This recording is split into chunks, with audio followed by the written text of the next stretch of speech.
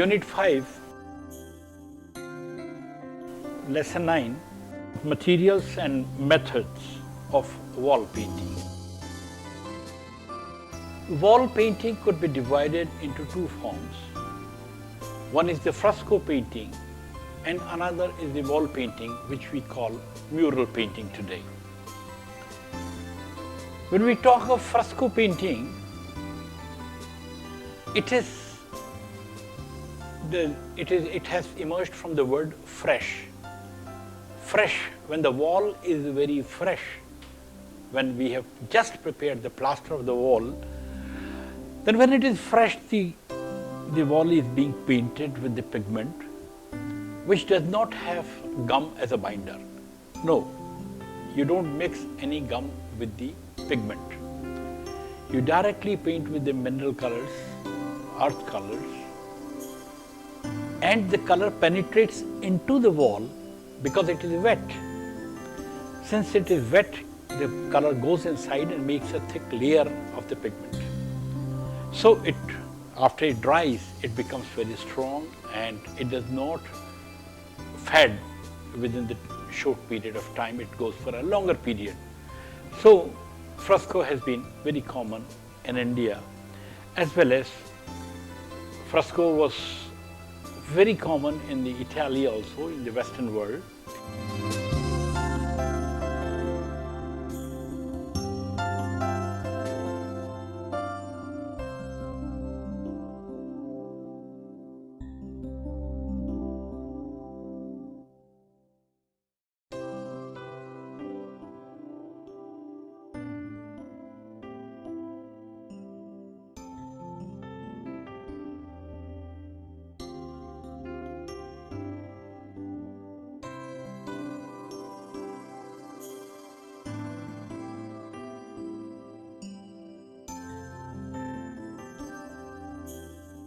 Indian fresco painting.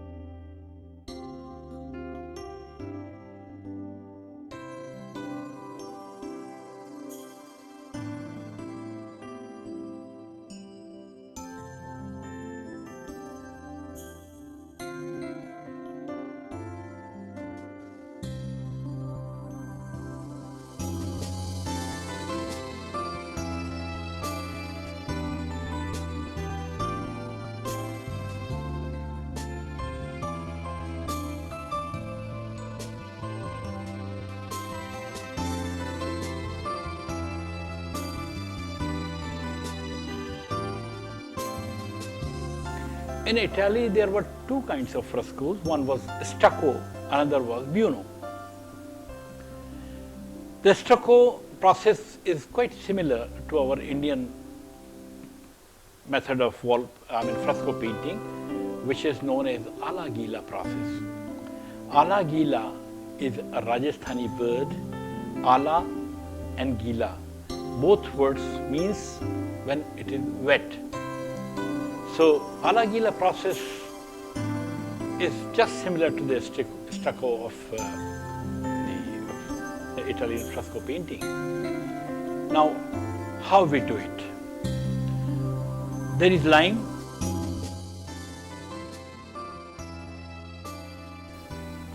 then lime dust, marble dust, gum, sand. The yellow part of egg. The natural colors or natural dyes. we have natural dyes like Neil. Now, Neil was grown in Afghanistan or in the distant part of Persia, etc. So it was imported from that side, it came. So is the mercury oxide, the sindoor, that has been borrowed from the other areas of Persia, etc.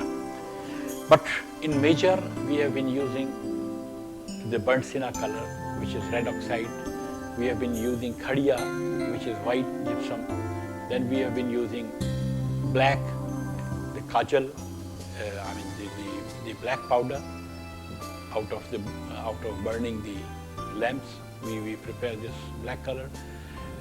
Similarly, we use yellow color, yellow oxide. Then there are few processes of preparing few colors also. For example, there is one yellow, chrome yellow color, which is known as pyawdi.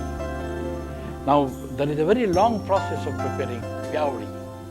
A cow is fed with mango leaves when, in the March and end of March, in the beginning of March, we have the new leaves on the mango leaves. These new leaves are being picked up and it is being fed to the cow. And they put a layer of yellow clay on a cloth, and this cloth is being put on a pot. And the urine of the cow is being taken next day onto it, and it passes through yellow clay into the pot.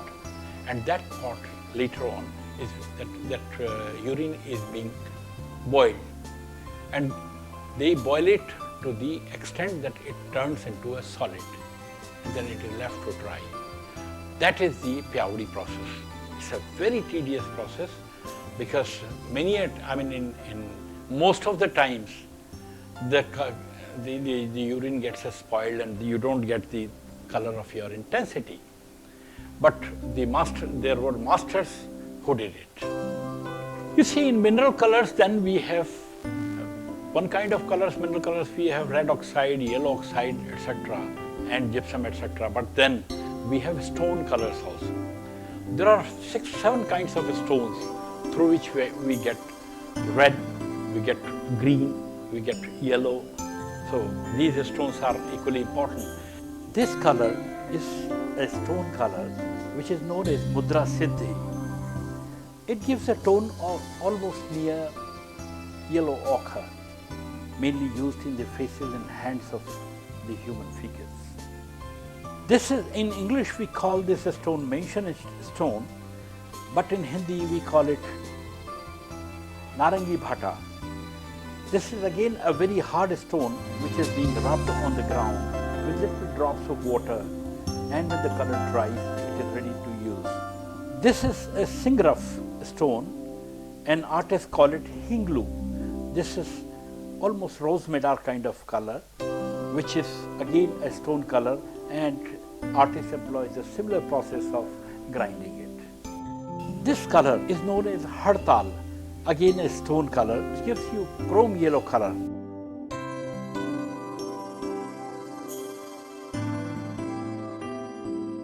This is gypsum, known as khadiya here, used for the white tone, but this is comparatively softer color.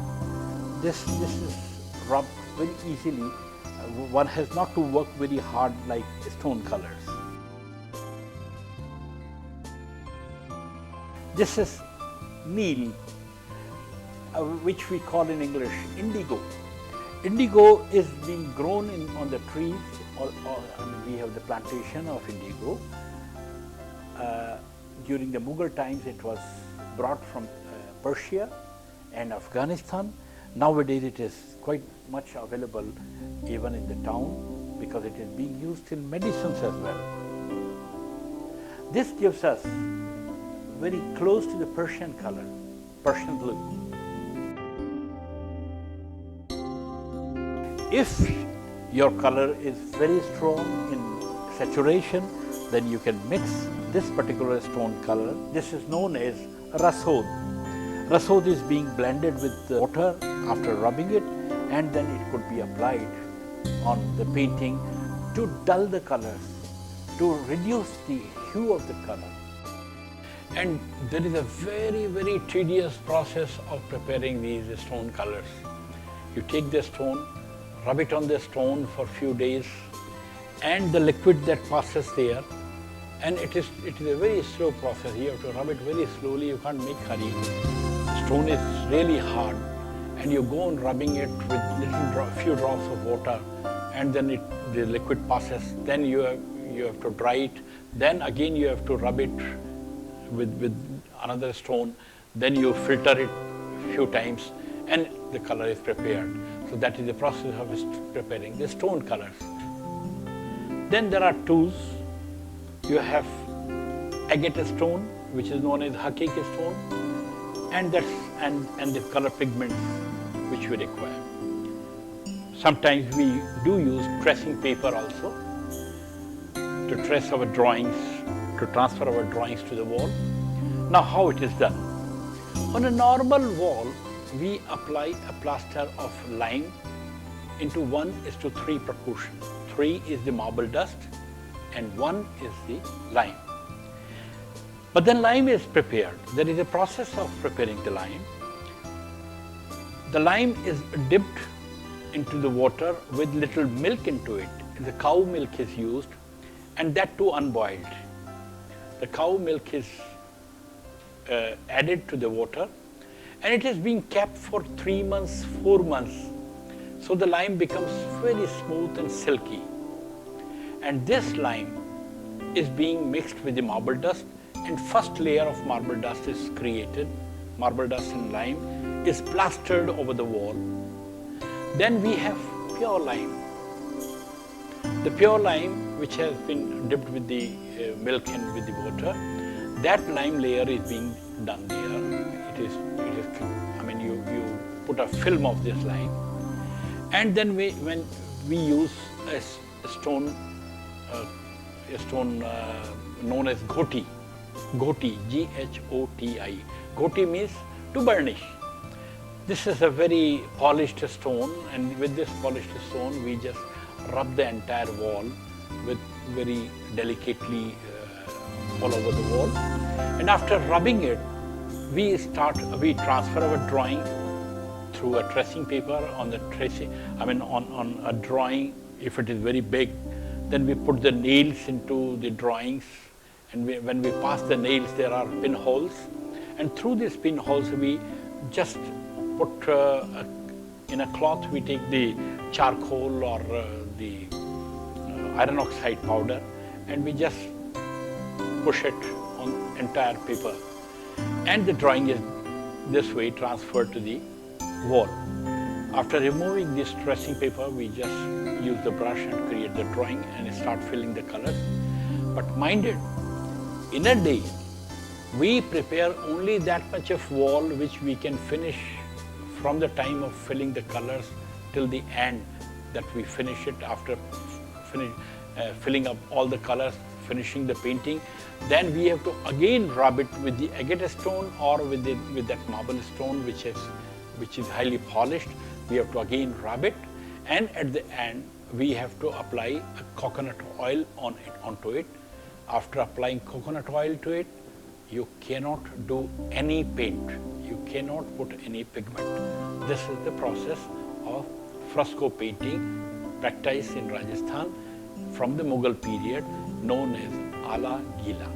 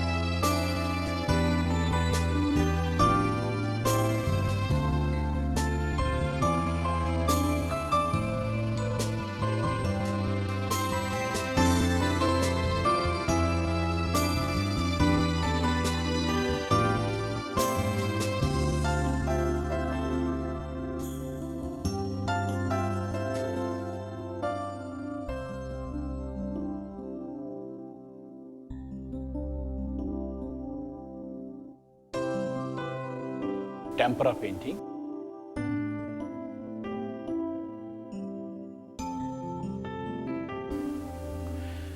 Another process in wall painting is the mural kind of painting.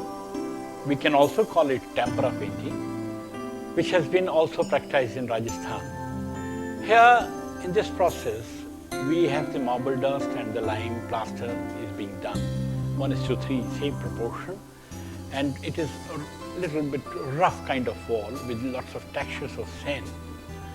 And over this, we paint with the colors, pigment colors mixed with the gum. So this is a kind of tempera painting which has been also practiced in Rajasthan. Lots of Havelis have been painted, especially the Shekhawati area. Most of the frescoes have been painted in this tempera process.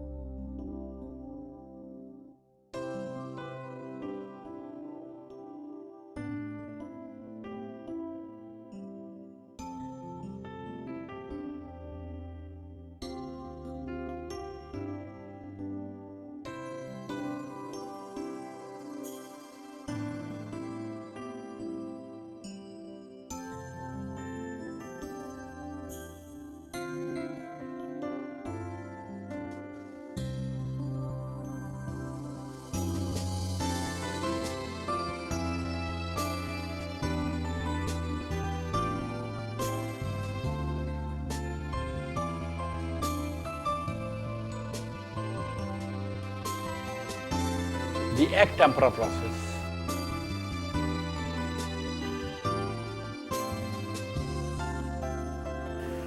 The third process, which was very common in Europe, was the egg tempera process.